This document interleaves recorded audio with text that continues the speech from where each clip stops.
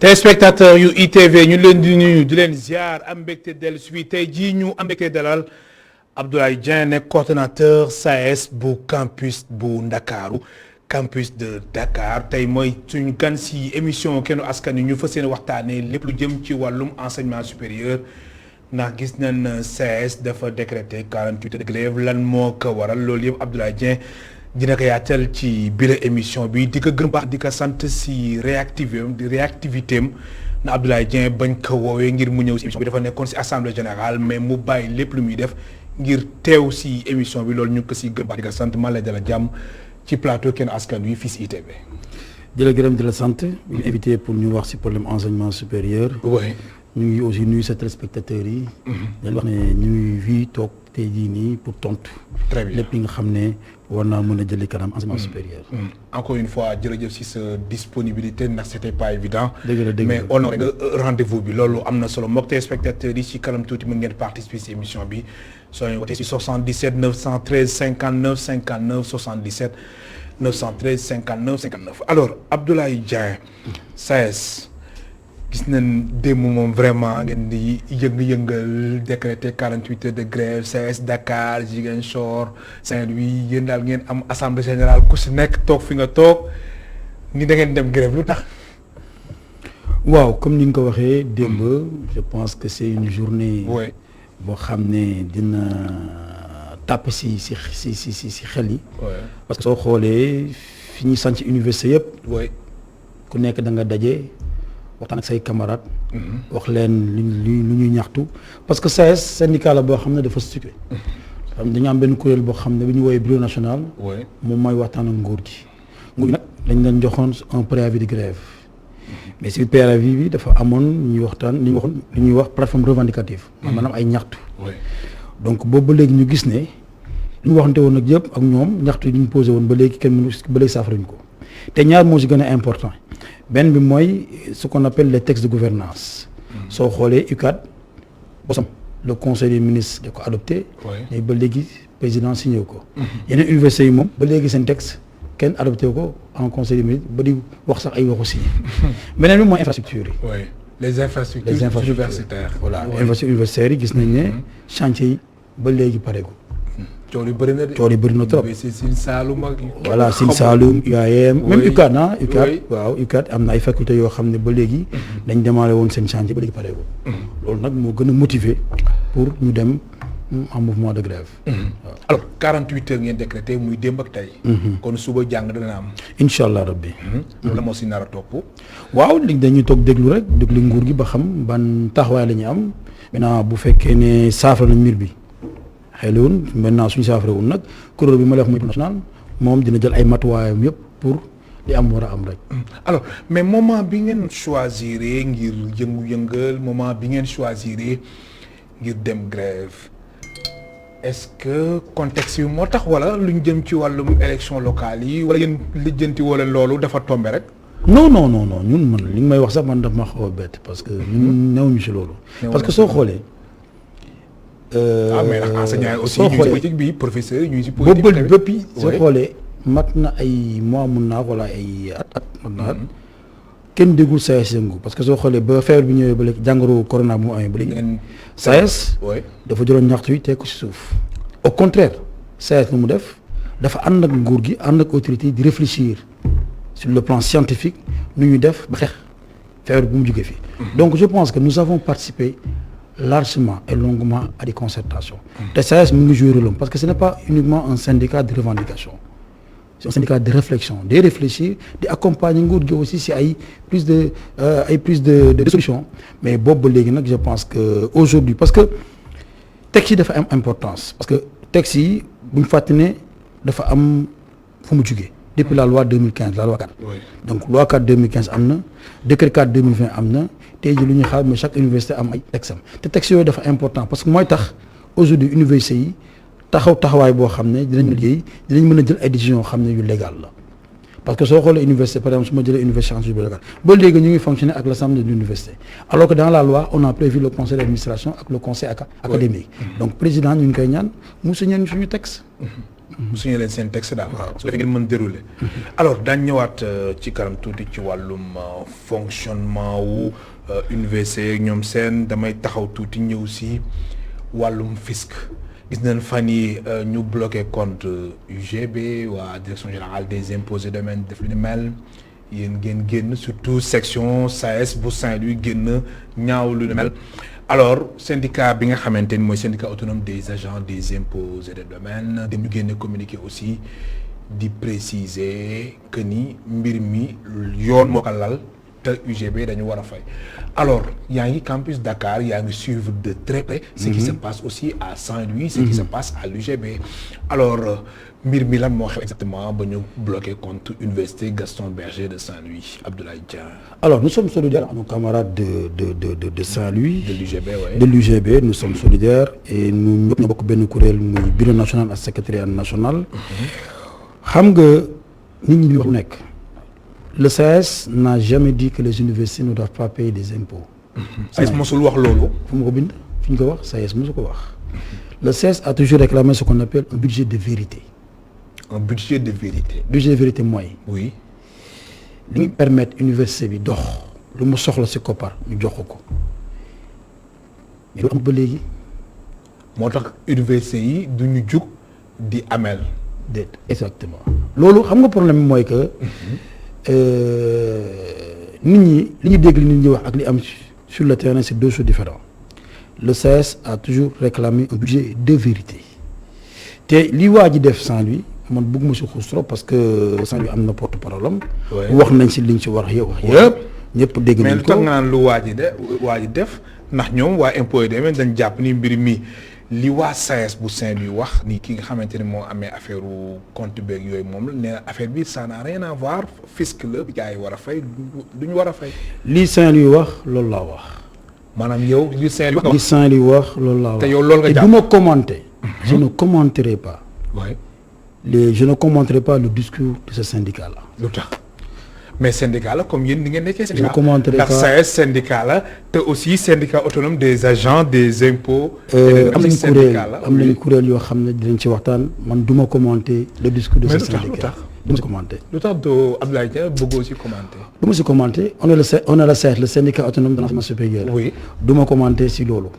am nañu kuréel yi ñu war a waxal ñu waxal suñu bureau national waxtaan ak ki nga xam ne mu war a waxtaan ak moom mooy le gouvernement mooy le ministère du ma commenter les discussions de ce syndicat. mais ñoom aussi seen droit dañ nekk ñu indi ay leeral par rapport ak ginnaaw ba waa SAES section Saint-Louis dafay sorti. c'est leur point de vue. mais en tout cas le SAES dara neew aussi ñu gën a indi ay leeral oui. le SAES a toujours demandé un budget de vérité. Les enseignants supérieurs ont toujours payé les impôts. Quand vous prenez le bulletin de salaire d'un enseignant, vous verrez bien que les salaires imposables, les impôts sont défalqués. alors compte UGB bu ñu bloqué conséquences yi lan la Abdoulaye Dieng. ginnaaw ba nga si waxtaanee ak seen collègue yi nekk Saint-Louis. conséquences yi maanaam. oui yan conséquences yan njeexital la mën a am. waaw mais s'il y a pas fonctionnement wu université bi. donc loolu dañ koy bàyyi nguur gi moo war a def tout pour université yi dox. nguur gi su récupéré xaalis bi nga xam ne moo war a permettre université yi dox. su université yi doxul moom mooy responsable parce que aujourd'hui il faut payer les salaires il y a beaucoup de choses à faire. alors ma fàttali suñu mbokk téléspectateurs yi ñu ngi dal Abdoulaye Dieng coordonnateur SAES campus de Dakar alors université Cheikh Anta Diop de Dakar at yi génn gis nañ ay rénovation campus social campus pédagogique ak tamit ay travaux yi nga xamante ni am nañ fa alors yéen waa SAES yàggu ngeen joytu bu baax a baax nekk université Cheikh Anta Diop par rapport ak nombre pléthorique étudiants yi nga xamante ni ñoo fa nekk alors ñu gis am na ay jéego yu fa am ak travaux yu fa am alors jamono ji yu ngeen doon joytu lan moo si am avancement ak lan moo si des jamono ji. waaw yaakaar sax may ñëw si wàllum kaaraange tam. ci wàllum pédagogie bi moo tax may wax. soo xoolee li fi xewoon daaw xam ndax yaa ngi koy fàttaliku. mooy moment bu étudiants yi bloqué université. dem ba di am sañ-sañu attaqué enseignant. gis nañ jéego yu SAES defoon. ba décréter mot d'ordre demandé woon autorités yi ñu jël seen responsabilité sanctionné xale yi. te xoolaat nu ñuy defaraatee campus social. parce que campus social ñu fa nekk ñëpp du ñu ay étudiants. campus social. ñu fa nekk ñëpp ñu ay étudiants. am na ñoo xam ne dañoo pour jàng. mais ñooñu il faut ñu encadrer leen il faut ñu aider leen am na ñoo xam ne ñëwuñu pour jàng. ñi nga xam ne ñëwuñu pour jàng nag il faut ñu abal ñu.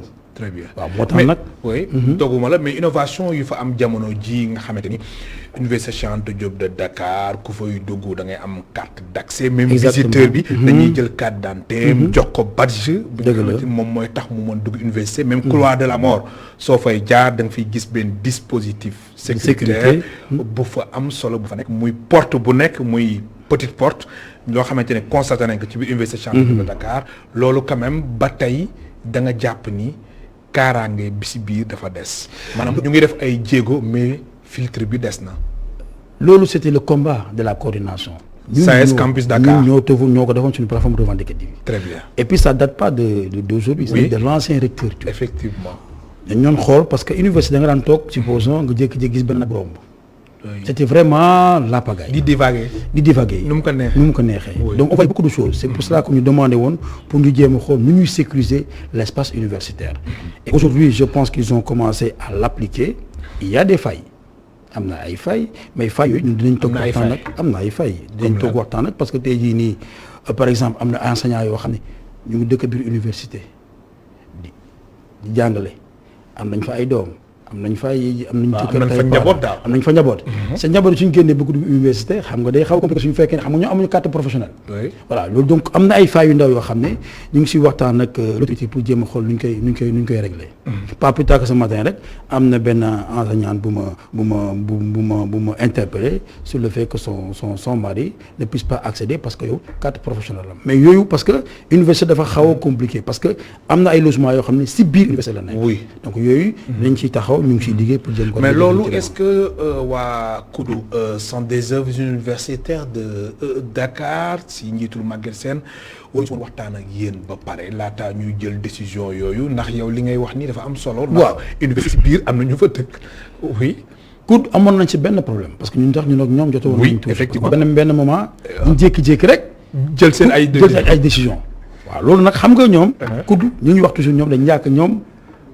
bokkuñu université xam nga ce qu'on appelle les libertés académiques ñoom dañ jël seen rëdd ne fii ñoom ñoo ko moom fii espace UCAD la fait pour espace c'est le campus social le campus ñoom dañ dissocier le campus social et le campus pédagogique oui loolu des fois mooy incompréhension mais nous tous nous œuvrons pour la bonne cause mais l'essentiel loolu bu mu amee c'est vrai que indi woon na ay tensions mais après waxtaan nañ pour jéem a saafara mbir bi ba léegi amatul benn problème et je pense que aussi les agents de sécurité c'est le moment aussi de ñu remercier leen aussi ñu demander leen aussi à beaucoup plus de professionnalisme mbir yi du xëccoo du doole may waxtaan la parce que système la boo xam ne ñu ngi ko fi soog a teg day am ay failles mais compréhension rek mooy tax mbir bi jaar yoon.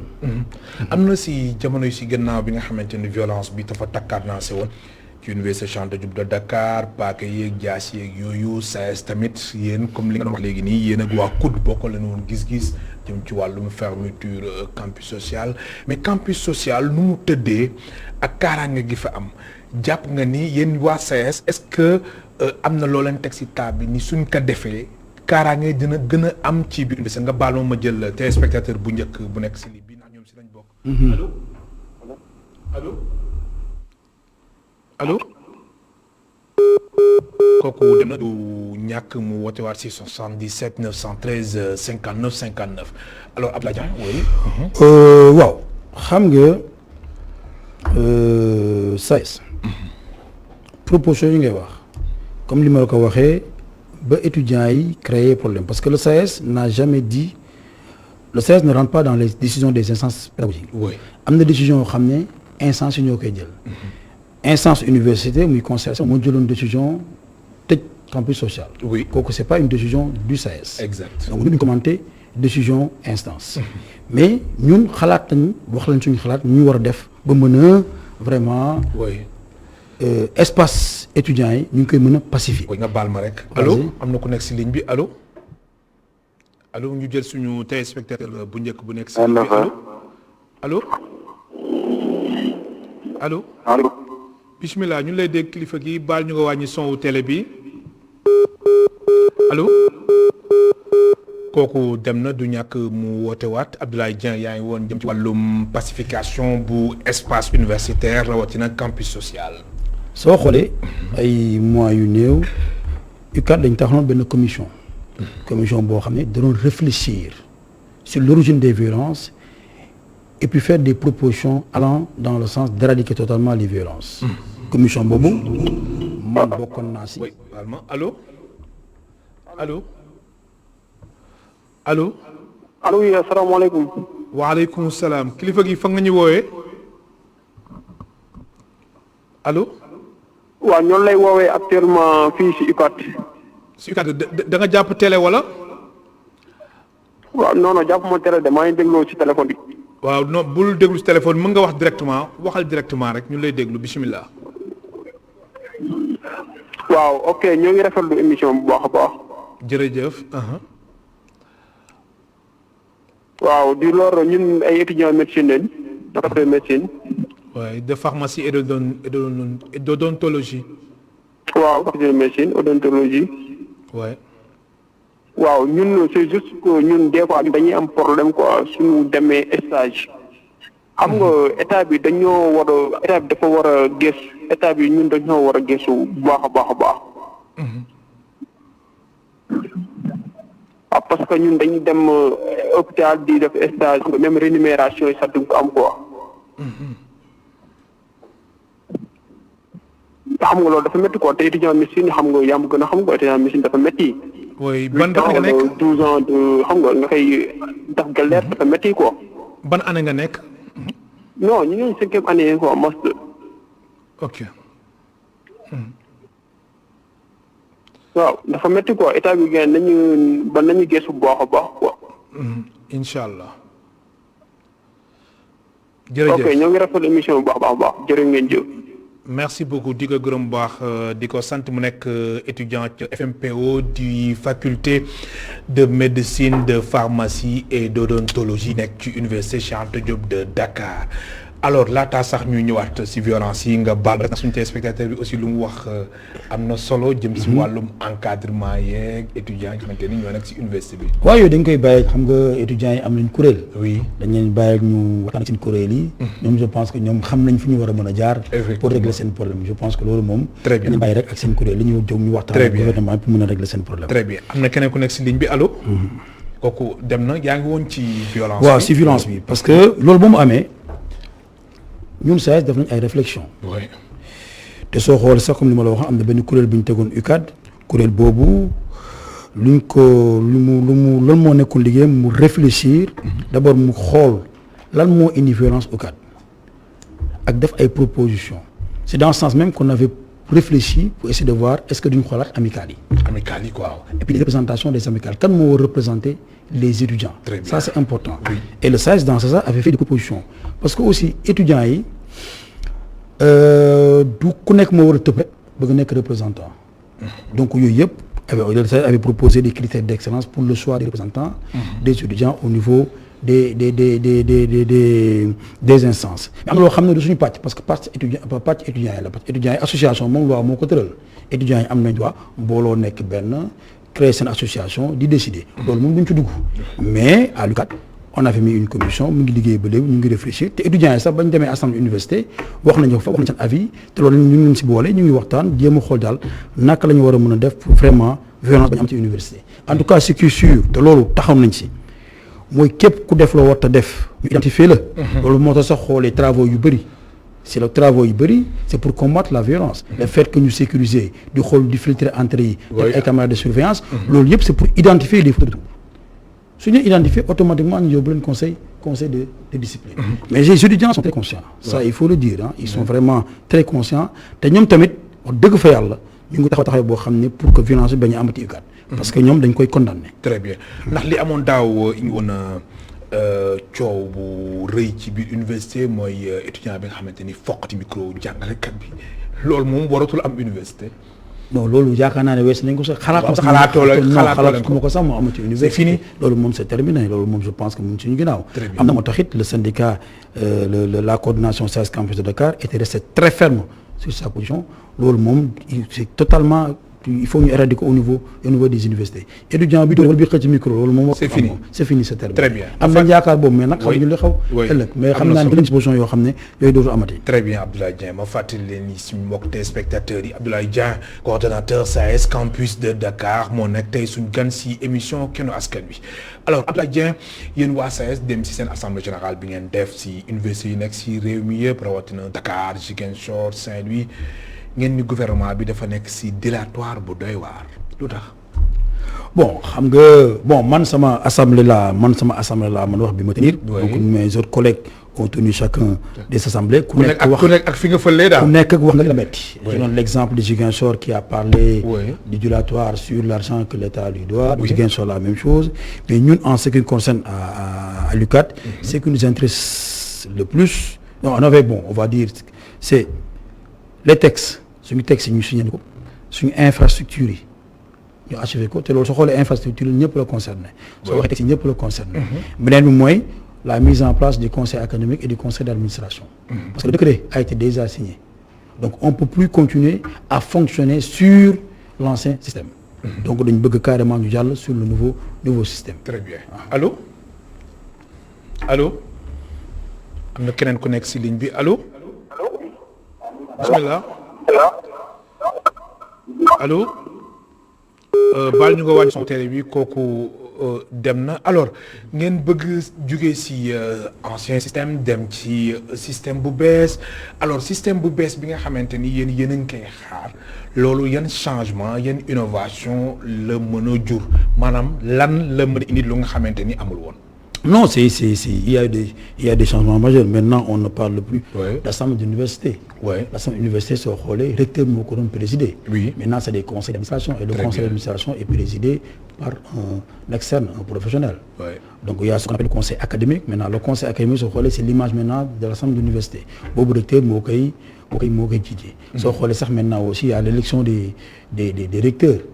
maintenant du mën a élection mais comme on l'a dit et on a coupé la poire en deux maintenant on fait un appel à candidature les gens déposent candidature après am na benn commission buy toog saytu candidature yi après jox président pour mu choisir. donc il y a eu des innovations majeures te instances yooyu soo xoolee les prises de décision ak ku nekk li ñu la sas li ñu la jox bokkut. donc day permettre ñu am une chaîne de prise de décision yu wóor. très bien. alors ñu seetlu ni li ñuy wax infrastructure universitaire yi mu soxal Dakar ak tamit yeneen université yu nekk ci réew mi. mu am retard bu doy waar. jëm ci wàllum travaux yi. alors yooyu la infrastructure seen retard boobu am na impact bu doy waar ci fonctionnement université yi n'est-ce pas. waaw. parce que Dakar par exemple infrastructure yi. moom mooy def ce qu'on appelle la capacité d'accueil. soo bëggee orienter supposons capacité 5000 étudiants la par exemple année bii ñu def baccalauréat le nombre d'étudiants bacheliers a augmenté supposons ñu am 100% par exemple état bi décidé orienter 10 000 bacheliers su ko orienter UCAD fi ñu ko il faut que mu am ay infrastructure il faut mu am ay bâtiment il faut un accompagnement léegi ba de état bi décidé orienter bacheliers dans toutes les universités publiques le SAES a dit xëy na yoon moom moo jël décision bi waaye pour loolu mën a nekk il faut des mesures d'accompagnement. mais mesures yooyu ba léegi c'est pas encore effectif. mesures d'accompagnement yi. il faut des mesures d'accompagnement loolu nekk ba léegi di defar ay infrastructures ba léegi mais demal Ziguinchor. UAM depuis kañ ba léegi seen bâtiment ba léegi pareegul. nga dem Ziguinchor nga dem Kaolack à Dakar. mais Dakar a dépassé largement sa capacité d'accueil depuis. On a des labos qu'on doit construire, la faculté des sciences, la faculté des lettres. À l'ESP, on a un bâtiment qui tarde à être réceptionné. Donc, loolu yëpp bokk na si li nga xam ne moom mooy permettre étudiants yi nekk dans de bonnes conditions. loolu moo wane la SAES ñëw fi uniquement pour des revendications pécuniaires. mais mu ngi xool aussi gune yi yan conditions la ñu war a mën a seen nekkin yan conditions la war a mën a nekkee pour jàng-jàng bu baax. alors si sa gis-gis mbir mi fan la tagee jëm ci wàllum retard yi. ci livraison infrastructure universitaire yi ndax gisoon nañ jamono yi ci ginnaaw kàddu yu waroo diggante Cheikh Oumar Anne ak Mary Teuw Niane ñaar ñi nga xamante ni Cheikh Oumar Anne actuel ministre de l'enseignement supérieur de la recherche et de l'innovation ak Mary Teuw Niane mi fi nekkoon tamit ministre de l'enseignement supérieur alors wàllum retard yi infrastructure yi nga xamante ni yu ñu ko jàppoon jamono ji waroon na fekk mu pare yéen waa SAES est-ce que jéem ngeen rapproché wu ci côté ministère de l'enseignement supérieur état bi xool exactement travaux yi est-ce que app bi nga xamante ne retard am na que léegi kan la war a pare ak lan moo tax mu am retard. waaw ñu ngi ko am na benn kuréel boo xam ne. ñu ngi koy woy bureau national. chaque jour ñu ngi waxtaan ak ministère. donc ministère bi wax na li mu xalaat. joxe na ay date ñu ngi xaar peut-être date yooyu peut-être que. mais ñoom lan lañ wax lan lañ expliquer waa SAES ni moo waral lii. waaw man ba ñuy waxtaan parce que man je suis pas membre du bureau national. oui man je suis le coordonnateur de Dakar je suis membre du secrétaire Dakar daal. waaw mais xam naa ne. mais Dakar am na ay infrastructures yu fi nekk. exactement xam naa ne non dina pare. parce que am na benn résolution bu bureau national jël parce que aujourd'hui nous à Dakar on a toujours dit du ñu nangu mukk ñu dépasser suñu capacité d'accueil tant que les infrastructures ne sont pas livrées. foofu ngeen taxaw ba léegi. te dañ ci taxaw bu baax te tey jii te année bi lay gën a métti. en tout cas c'est année bi lay gën a métti loolu lan lay signifier su SAES campus Dakar ni année bi lay gën a métti jëm ci wàllum étudiants yi nga xamante ni. mooy maanaam on n'acceptera pas ça c'est la position de SAES. on n'acceptera pas que le gouvernement oriente un nombre de bacheliers supérieur à la capacité d'accueil des universités. Maintenant, il y a des universités aussi qui n'ont même pas, il y a des universités qui n'ont même pas de locaux. Au moins, on a une locale. Aujourd'hui, on a notre capacité d'accueil, mais on ne peut plus continuer à recevoir beaucoup plus de bacheliers qui ne sont pas en adéquation avec la capacité d'accueil. Mais là, ce qu'on a fait, les étudiants, ils ne seront plus. Ils seront dans des conditions escalables. Déjà, même la santé des enseignants est menacée. Parce qu'on sera amené à faire des heures complémentaires. En tout cas, l'État a un engagement sur l'infrastructure. Parce que si on a une décision d'orienter tous les bacheliers au niveau de l'enseignement public, ils demandent des mesures d'accompagnement. Nous demandons des mesures d'accompagnement. L'université publique, li nga xam ne moo war a mën a nekk pour que ñu mën a augmenter sa capacité d'accueil bind nañ ko jox nañ ko ñoom nag ñoo def li ci war. alors jëm ci wàllum recrutement enseignants yeeg yooyu ndax gis nañ étudiants yi yéen des fois li nga xamante ni moom moo di nombre pléthorique bi comme li nga wax des fois da leen di sonnal bu baax a baax alors yàgg ngeen aussi demander ñu recruter ay jàngalekat ak yooyu loolu aussi état bi fan la si toll. ba léegi waxatuñu si dara li ñu xam mooy que daaw quand même il y a eu un effort qui a été fait parce que joxoon nañu ay postes université yu nekk faculté yu nekk ay postes te postes yooyu sax dafa bokkoon si mesure d'accompagnement yi waaye ba léegi dafa des parce que on est loin du taux d'encadrement légal défini par le réserve on est très loin. ndax da ngay gis étudiant bi nga xamante ni dafa war a soutenir wala yooyu mais dafay am problème encadrement dafay am sax problème pour gis jàngalekat bi nga xamante ni moom moo koy encadrer ba mu mën a soutenir. exactement nu mu war a soutenir. exactement loolu yéen a ngi koy jooytu ba léegi. ñu ngi koy jooytu ba léegi doyagul ba léegi. ñu ngi koy jooytu ba léegi ñu ngi koy jooytu. alors SAES décrété 48 heures de grève te yéen fas yéene wala leen teggi seen tànk lan moo si des seen prochaine étape lan la exactement Abdoulaye Dieng. waaw loolu am nañu ay instances. oui à chaque fois suñu décrété ba pare. suñu paree grève bi nag après instance boobu dina réunir évaluer sur la base de ça maintenant après dina wax quelle est la feuille de route à très bien exécuter. alors ñu gis université Cheikh Anta Diop de Dakar am na si ay département wala tamit ay facultés yi nga xamante ni comme FST faculté des sciences et techniques ak lu si mel ni ay faculté de médecine am na ay facultés yoo xamante ni dañuy utiliser ay labo yooyu am na ay labo yu màgget yi nga xamante ne ñu ngi université ba léegi alors yéen waa SAES côté jëm ci wàllum campus pédagogique yooyu les labo am na si yoo xamante ni bokk jàpp ngeen ni dañ ko war a changer indi ay coppite bu bokk si li ñu doon wax léegi muy infrastructure universitaire yi alors loolu dina am benn njeexital tamit ci wàllum taux d'échec wala taux de réussite étudiants yi. Alors, si on parle d'infrastructure au niveau du labo, il y a deux volets. Deux volets, très bien. Le premier volet, c'est les travaux pratiques. Travaux pratiques. Oui. Il y a aussi le volet de la recherche. Très bien. Et sur la plateforme revendicative du syndicat, oui, il y a le financement de la recherche. Déjà que le SAES est en train de réfléchir sur un texte qui doit gérer la recherche, oui, et aussi a mis sur la table le financement de la recherche. Parce que le laboratoire, soit mon équipement, je dis les FST par exemple. Oui. FST, ils font des travaux pratiques, de physique, etc. Nous, on dire ça à l'image de l'école supérieure polytechnique. On fait beaucoup de travaux pratiques. Mais travaux pratiques, ça a un coût. Ça a un coût. Parce qu'il y a le matériel qu'il faut acheter. Et vous savez que Hamgan Sénégal, déjà pour passer marché, c'est tout un problème.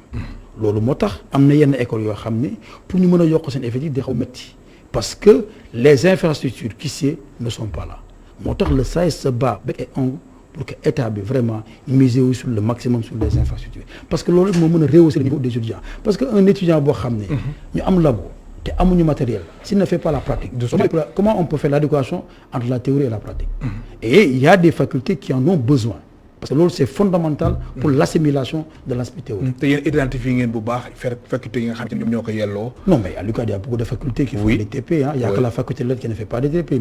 mais FASEC FST FMPO ñoom ñëpp. waaw non FASEC c'est ESP. oui FST yëpp ils ont des labos. oui mais labos yi. mais je dis encore une fois oui. Quand on parle d'infrastructure au niveau des labos, il y a deux volets. Il y a l'aspect pédagogique et il y a l'aspect recherche. La recherche, c'est pour tout le monde. Oui, recherche moom gis nañ si insister te loolu aussi yéen waa SAES bokk na aussi si seen plateforme revendicative. maanaam wàllum recherche loolu dafay am benn blocage bu am yéen si wàllum jàngalekat yi wala. waaw parce que recherche mooy tax enseignant bi di évoluer si gradam. Recherche mooy tax enseignant bi di évoluer si gradam. Effectivement. Et puis c'est la recherche qui développe un pays. Aujourd'hui, s'il n'y a pas de recherche, mais il n'y a pas de développement. Si aujourd'hui la technologie a évolué, c'est parce que la recherche a été poussée. Et ñun dafa bokk suñu liggéey la recherche. Oui. dafa bokk suñu liggéey la loi on est des enseignants chercheurs ni ñu war a jàngale. la ñu war a defee recherche. Donc on ne doit pas uniquement parler de l'aspect pédagogique mais doit aussi parler de l'aspect recherche et loolu bureau national mu ngi ci liggéey bu baax a baax a baax ak nguur gi. mais bureau national bi nga xamante ni mooy SAES mu ngi ci liggéey bu baax a baax comme ni nga ko waxee mais état bi mu leen ci fekk ci bu baax wala di leen accompagner jëm ci wàllu recherche li ko war yëpp koy def. non actuellement on est sur des discussions maanaam ñu ngi waxtaan pour jéem a xool saytu parce que soo xoolee par exemple actuellement ñu ngi réfléchir sur un texte qui doit gouverner la recherche. te loolu bureau am na benn kuréel bu ñu tegal au niveau du ministère bureau national am na si ay représentants liggéey nañ si pendant 7 semaines donc instant bi nii dañu war a mën a dem en plénière pour validation mais textes yooyu yëpp après dañ koy après indiwaat ci base bi pour base bi joxe AVM donc pour vous dire que le bureau national réfléchit le SAES réfléchit et donne des pistes de solutions pour que vraiment en l'enseignement supérieur pour qu'il n'y ait plus de problème dans l'enseignement supérieur. Très bien. Bien vrai que chaque année il y aura toujours des problèmes loolu. oui mais alors jamono ji yéen enseignants chercheurs yi nga xamante ni yéen a nekk Université Cheikh Anta Diop de Dakar. ci wàllum recherche yan jafe-jafe ngeen di am. xam nga recherche dafa xaw vaste am na ñoom par exemple man su ma jëlee sama domaine. oui sama domaine man bi ma nekk. muy ban exactement. nga dans le rappelé suñu mbokk domaine technique dans le domaine technique. oui je suis à l'ESP. oui pour nga mën a publier say travaux. dans des revues d'impact yoo xam ne vraiment soo ko publier ñu xam ne kii. waaw nga xam ni kàngam daal moo ko. voilà très bien. il faut que résultat yooyu.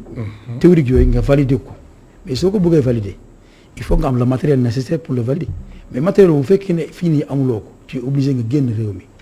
loolu instant bi ni Afrique toll war nañ mën a toog fii def vraiment am matériel yoo xam ne ñoo ñu mën a permettre que li ñuy def ñu mën ko appliquer. te génn réew mi boobu ngay wax Abdoulaye Dieng mooy indi fuite des cerveaux aussi. waaw mais ça dépend xamante ni aussi daf fiy nekk wala yooyu xam ni fii conditions yi moom demeewul noonu mu dem bitim réew def fa recherche wala yooyu après mu jaaree foofu di fa jàng. non am na ñoo xam ne ñu ngi toog dans les conditions ñu ngi toog di liggéey toog seen dëkk fuite de cerveau je pense que c'est une affaire personnelle ku nekk yaa xool li nga bëgg mais en tout cas ñi fi nekk ñu ngi fii di def jox gëdd enseignement bi jox gëdd seen dëkk ñu ngi def li leen war. mais ñi dem tamit on le reproche rien du tout. oui on le reproche rien du tout. ku neex daal mën nga toog fii jàngale ku neex tamit mën nga dem. en tout cas ñi fi nekk man laa mën a wax daal. ñi fi nekk daal la wax daal. ñu ngi def daal pour mën a améliorer le cadre de la recherche. alors man leneen lu ma bëggoon xam ci wàllum recherche Abdoulaye Dieng mooy est-ce que gis ngeen ay jàngalekat yi nga xamante ni fa am ay blocage yu doy waar yi nga xamante ni recherche bu ñu war a def dañ ko war a mën a def ba mu am ay njeexital si jàngale bu ñu war a jàngale. non xam nga recherche dafa vaste. oui par exemple il y a ce qu'on appelle des projets il y a des enseignants qui ont des projets porteurs. mais projets yooyu pour mu mën a aboutir il faut un financement derrière financement bi day permettre processus bi pour mën a aboutir à des résultats mu am c'est ça la recherche. oui parce que la recherche da ngay dugg ci benn domaine nga xuus pour mën a am résultat mais pour nga am résultat il faut nga am matuwaay mais accompagnement boobu nag le bureau national est en train de travailler évidemment dans ce sens. alors SAES campus Dakar moom yëngu 48 heures mais est-ce que mën nañ wax ni ak élection locale yi nga xamante ne xam naa ne moom question ku ci sawaroo si sax loolu moom dama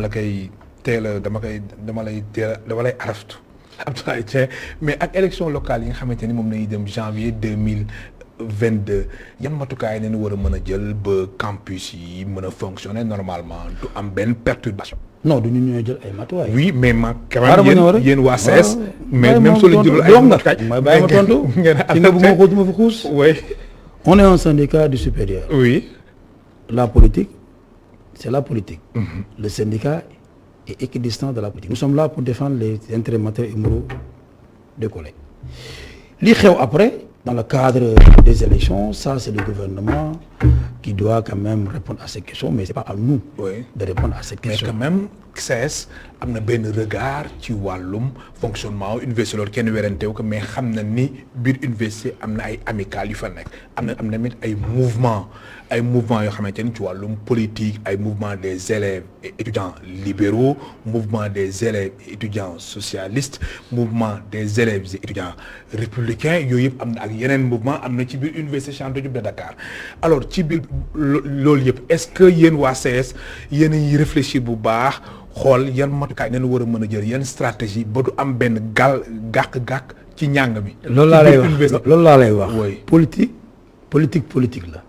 Les acteurs politiques font leur devoir. Nous sommes des enseignants dañuy jàngale gisuñu lu fi war a mën a tax ba duñ jàngale enseignants yi nga xam ne ils appartiennent à des partis politiques loolu c'est leur bon vouloir. Le CS c'est un syndicat où il y a des militants. Dans le cadre syndical, on a une ligne syndicale.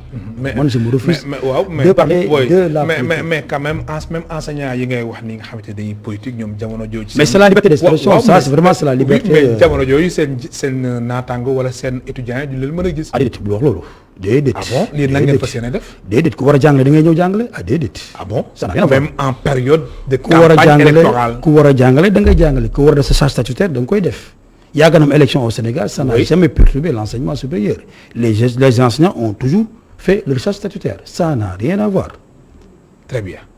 Abdoulaye Dieng maa lay gërëm baax di la sant. c'est dernier mot waaw di la gërëm di la sant. di ñaax gouvernement bi. oui dégg suñu kuréel bi nga xam ne moom lay waxtaanal pour jéem a saafara vraiment tous les points qui sont sur la plateforme revendicative. très bien maa lay gërëm baax di la sant mu nekkoon Abdoulaye Dieng encore une fois di la gërëm ci sa disponibilité moom mooy coordonnateur bu SAES Campus Dakar moo nekkoon tey suñu gan ci émission Kennu Askan Wi Dami moo nekkoon ci réalisation bi Iba Mar Sène ak Torodo nekkoon ci son bi ci caméra yi Mafal Fall ak Moussa Dia ñoo si nekkoon ba téléspectateurs yi amul seen fay ba suba incha allah ñeenti waxtu.